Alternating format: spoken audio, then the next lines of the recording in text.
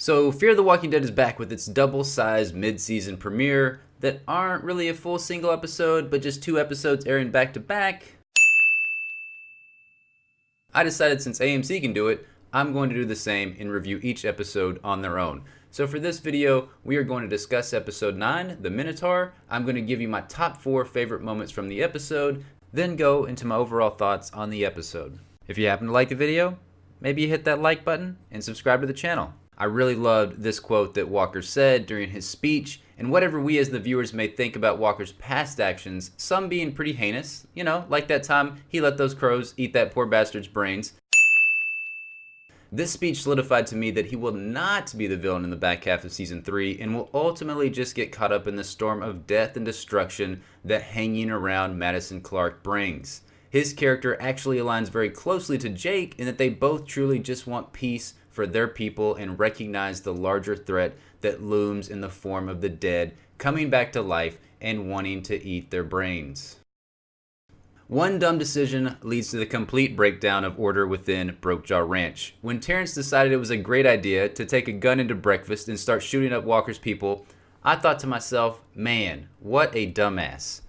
But this was the match that lit the dynamite for the rest of the episode. I also really liked how Troy knew what Terrance was about to do and just looked the other way to allow it to go down. This is what Troy wanted, and he planted the seed for Terrance to do something dumb. Double bonus cool thing about this moment was that Terrance's actions were all built on a lie. He was so upset because he believed that Walker's people were the ones that killed Gretchen and her family, yet we all know it was Troy that did this.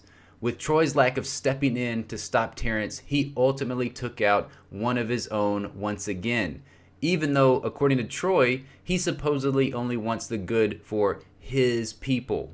And actions being taken that were built on lies were a common thread in this episode, leading to our number 2 moment. The biggest lie of all in the first half of Fear the Walking Dead Season 3, and the one that we ended the mid-season finale on, was the lie that Jeremiah Otto had taken his own life to help broker peace between the people of Brokejaw Ranch and Walker's people.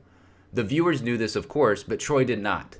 That was why it was awesome and somewhat sad to see Troy go absolutely bonkers in this episode with his own version of Custer's last stand against Walker and his people.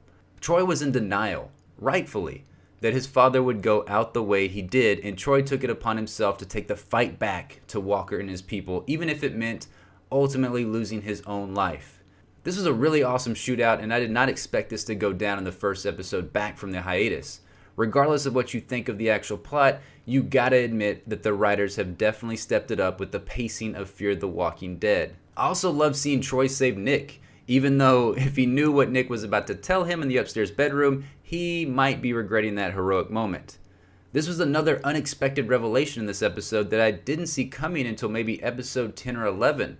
Nick telling Troy that he was actually the one that killed Jeremiah might have led viewers to expect another knockdown, drag-out fight to the death between the two of them, but it actually just ended up completely breaking Troy's spirit and leading to my favorite moment from the episode. Troy seemingly rolling over and taking his exile punishment like a good boy to his brother Jake and Walker when he ultimately just wanted to confront Madison 1v1 away from Brokejaw Ranch. The way Troy broke free by stabbing himself on Claude Jackson's own knife to wrestle it free from him in order to stab Claude with it was an epic oh shit moment. Troy is one of the more interesting characters on the show because of his unhinged nature, and it was awesome to see the great lengths he would go to in order to get what he wanted.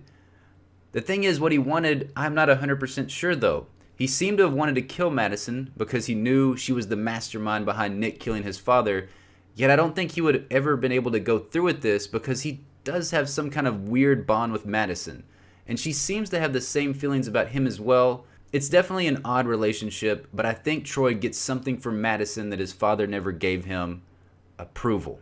I can't wait to see what happens next with Troy because he is that dormant volcano that we all expect to explode again at any moment. Overall, I thought The Minotaur was a solid episode, with the only thing I didn't really like was the whole Lola and Daniel plotline. We know that lack of water is going to be an issue. They have it, people are going to want it, but I don't think their plot was really needed in this episode. And good God, don't get me started on Daniel having freaking visions again. Other than that, we got a lot of great stuff in this episode with the integration of Walker's people into Brokejaw Ranch in the aftermath of their arrival. Troy's character had great stuff with every character he interacted with, but had especially great stuff with Madison at the end of the episode. I want to leave you guys with a line Troy said to Madison at the end of the episode. You know, you are what my father would call a real goddamn Pandora. If you didn't know, Pandora was the first mortal woman, according to Greek mythology, who opened a box containing all of the bad things that could happen to humans in this world and let them out. I think Troy hit the nail on the head with this definition of Madison, and he may actually be the smartest character on the show.